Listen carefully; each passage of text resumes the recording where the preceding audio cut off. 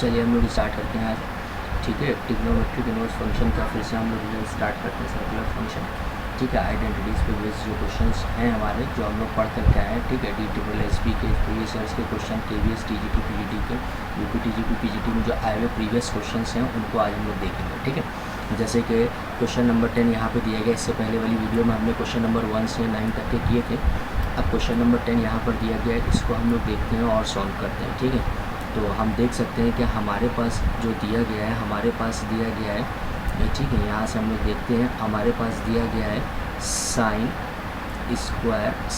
Square theta, और दिया गया हमारे पास sec theta plus √3 tan theta is equals to 0। अब इसमें पूछा क्या गया है? ठीक है, जनरल सोल्यूशन इसके बताने हैं। ठीक है, और ये KVS PGT 2018 में क्वेश्चन आ चुका है। ठीक है, चलिए हम इसको सॉल्व करते हैं। साइन स्क्वायर थीटा को तो हम लोग ऐसे ही लिख लेते हैं। ठीक है, और सेक थीटा को हम लोग लिख सकते हैं 1/cos थीटा। ठीक है, और प्लस √3, और हम देखें तो यहाँ पर tan थीटा को लिख सकते हैं sine theta upon cos theta. ठीक है, इज इक्वल्स टू, ये हमारे पास आ गया 0। अब हम देख सकते हैं कि अगर हम कॉस थीटा एलसीएम ले लें तो हमारे पास क्या बचेगा? हमारे पास बचेगा sine square theta plus √3 sine theta is equals to 0।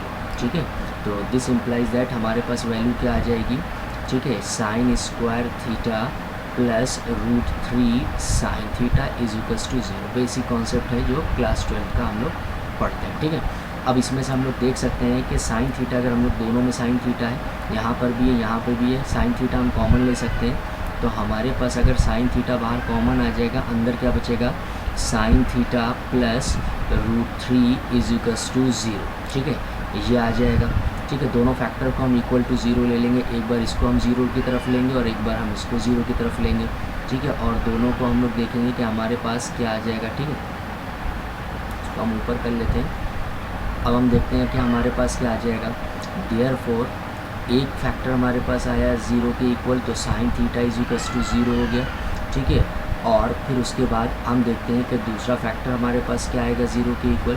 ठीक है, 0 के इक्वल आ जाएगा हमारे पास sine theta plus √3 is equals to 0। ठीक है, अब √3 को दूसरी तरफ अगर हम लोग ले लेंगे तो sine theta is equals to हमारे पास आ जाएगा माइनस का √3। हम देख सकते हैं कि ये नॉट पॉसिबल हो जाएगा। क्यों? बिकॉज वी नो दैट, ठीक है, we no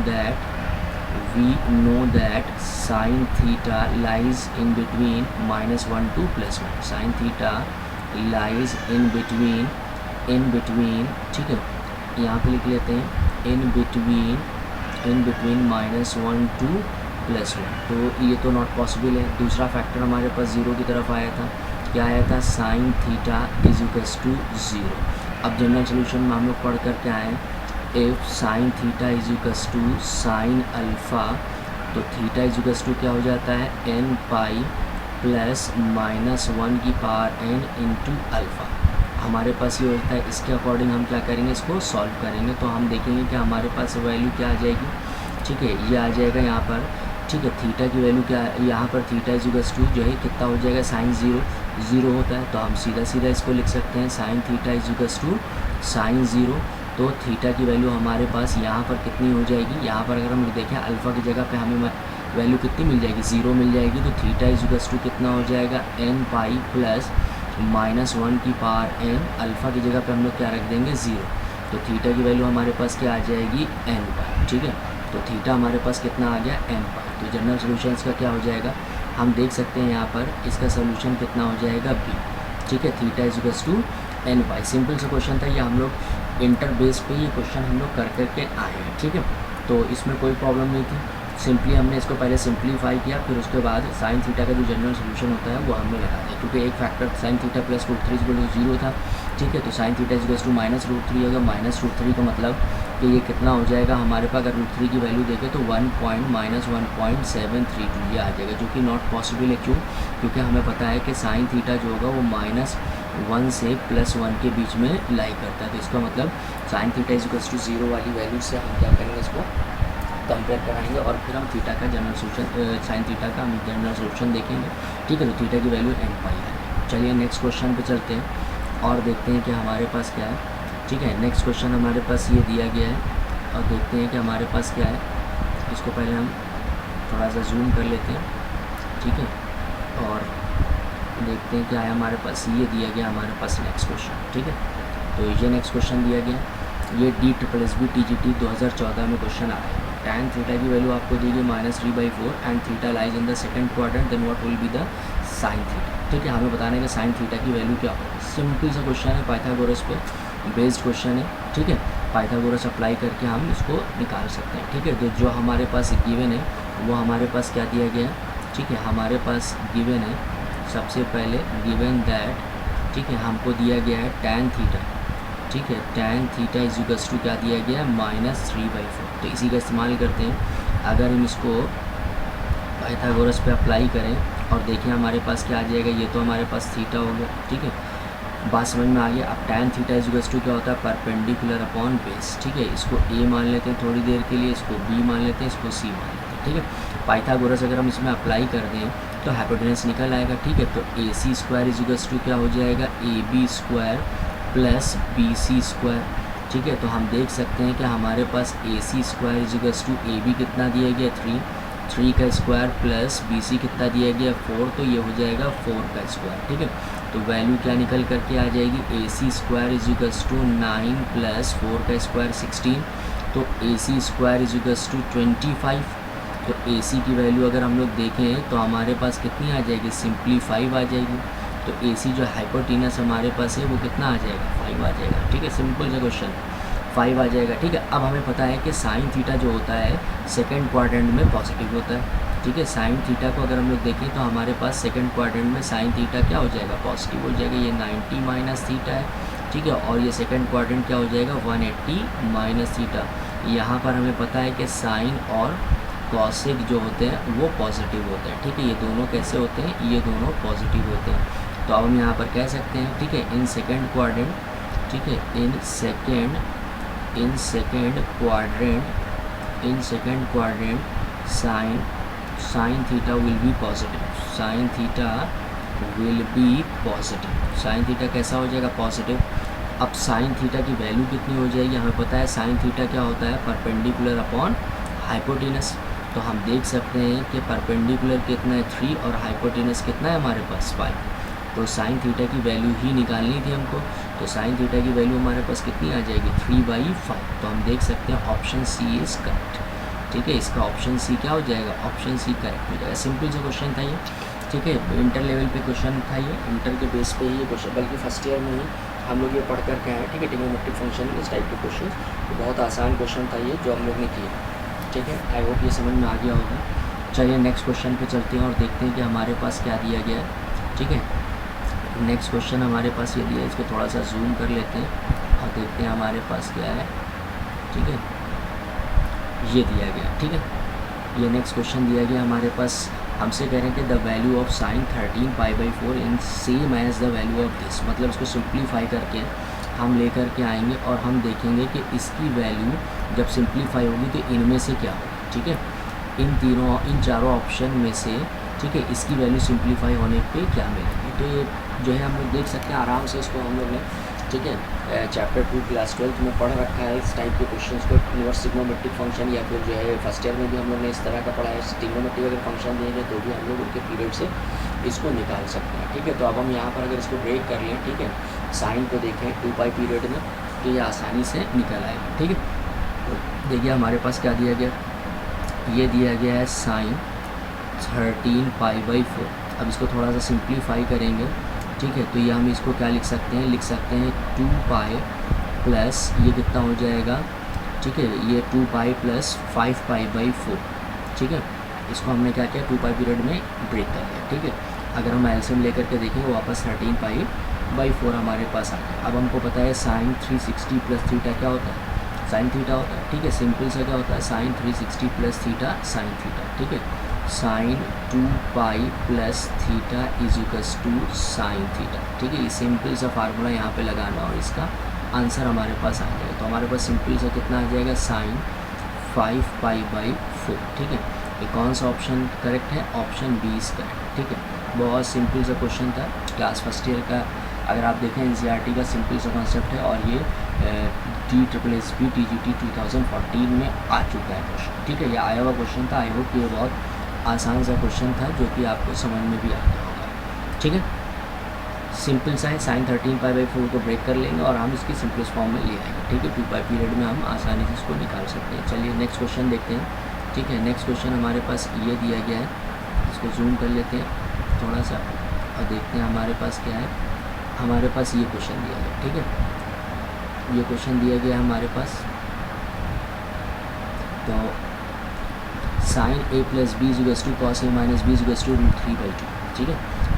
acute angle of A and B क्या होगा? DSSB TGT 2014 में ये क्वेश्चन क्या है, आ चुका है, ठीक है। तो हम सबसे पहले इसको सिंप्लीफाई कर लेते हैं, ठीक है। अब हमारे पास दिया गया है sine a + b, sine a + b = cos a - b = √3/2, ये हमको दिया गया। अब क्या करेंगे हम, सबसे पहले एक बार इसको इसके साथ लेंगे और एक बार इसको इसके साथ लेंगे। जो बेसिक सा कॉन्सेप्ट है हमें पहले से पता है, ठीक है।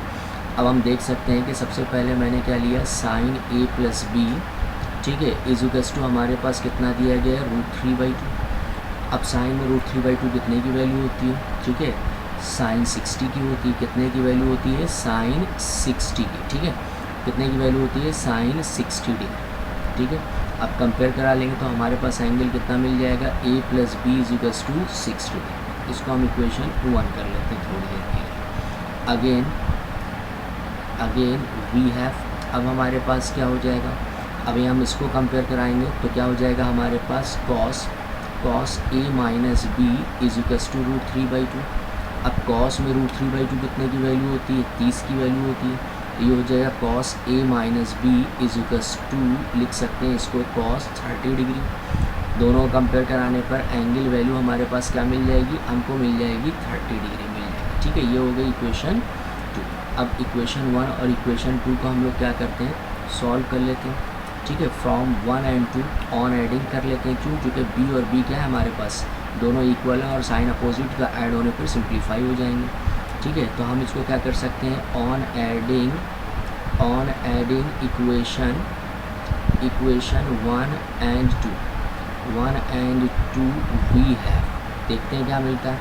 पहली इक्वेशन है हमारे पास a + b = 60 डिग्री, दूसरी है हमारे पास a - b = 30 डिग्री। जब आप ऐड करेंगे तो कोई साइन चेंज नहीं होगा, ये b + का कैंसिल, a जुड़ के 2a हो जाएगा और ये आपके पास कितना आ जाएगा, 90। तो a की वैल्यू आप देख सकते हैं कितनी आ जाएगी आपके पास, 90/2। a की वैल्यू आपके पास कितनी हो जाएगी, 90/2, और कैंसिल आउट करेंगे तो ये 45। देखिए a की वैल्यू निकालने पे ही पता चल गया आपके पास ऑप्शन कौन सा होगा, ठीक है। a की ऑप्शन दिया गया 45 वाला, वो है ये, ठीक है, ऑप्शन a। तो अब चाहें तो आप b की वैल्यू भी निकाल सकते हैं, वरना तो आप डायरेक्टली ऑप्शन a को करेक्ट मान लें, क्योंकि 45 डिग्री और किसी ऑप्शन में नहीं दिया गया। चलिए b निकाल लेते हैं। b आपको दिख ही रहा है इक्वेशन से कि हमारे पास 15 आ जाएगा फ्रॉम इक्वेशन 1, ठीक है, फ्रॉम इक्वेशन 1, ठीक है। वी हैव, हम देख सकते हैं, इसीलिए डायरेक्टली मैंने कहा ऑप्शन ए इज़ करेक्ट हो जाएगा, ठीक है। अब a + b = आपको क्या दिया गया था, 60, तो a की जगह पे आपने क्या रख दिया, 45। ये हो गया 45 + b = 60 डिग्री। तो b की वैल्यू कितनी हो जाएगी, 60 - 45 डिग्री। तो b की वैल्यू आपके पास हो जाएगी 15 डिग्री। कितनी हो जाएगी b की वैल्यू, b की वैल्यू आपके पास हो जाएगी 15 डिग्री। तो आप देख सकते हैं कि option A will be correct. Simple सा क्वेश्चन था, DSSB TGT 2014 में ये क्वेश्चन आ चुका है, ठीक है। सिर्फ कंपेयर कराना है, a + b की वैल्यू मिल जाएगी, a - b की वैल्यू मिलेगी। दोनों इक्वेशन को साइमल्टेनियसली हम लोग क्या करेंगे, सॉल्व कर लेंगे, तो a और b मिल जाएगा। और हम देख सकते हैं a और b कैसे एंगल्स हैं, a और b एक्यूट एंगल है, दोनों की वैल्यू 90 से छोटी है, ठीक है। बात समझ में आ गई। चलिए नेक्स्ट क्वेश्चन पे चलते हैं और देखते हैं हमारे पास क्या है, ठीक है। इसको थोड़ा सा जूम कर लेते हैं, थोड़ा नीचे कर लेते हैं, ये, ठीक है, ये हमारे पास दिया गया है। अब हम देख सकते हैं कि इसमें दिया गया if sin θ + cos θ = 1 then the value of sin 2θ is equal to, कब आया ये, DSSB PGT 2014 में आ चुका है ये क्वेश्चन। बहुत सिंपल सा क्वेश्चन है, ठीक है, आसानी से इसको कर सकते हैं हम लोग, ठीक है। हम लोग देखेंगे कि हमारे पास क्या आ जाएगा। चलिए इसको करते हैं।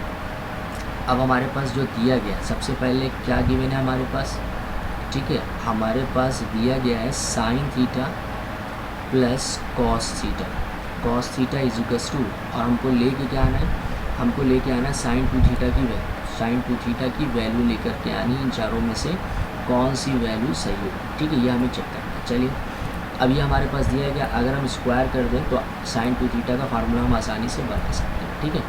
On squaring both the side, on squaring both the side we get, ठीक है, both the side we get, क्या मिलेगा हमको, हमको मिल जाएगा sine theta plus cos theta का होल स्क्वायर इधर लेफ्ट साइड में, और इधर 1 का होल स्क्वायर इधर राइट साइड में।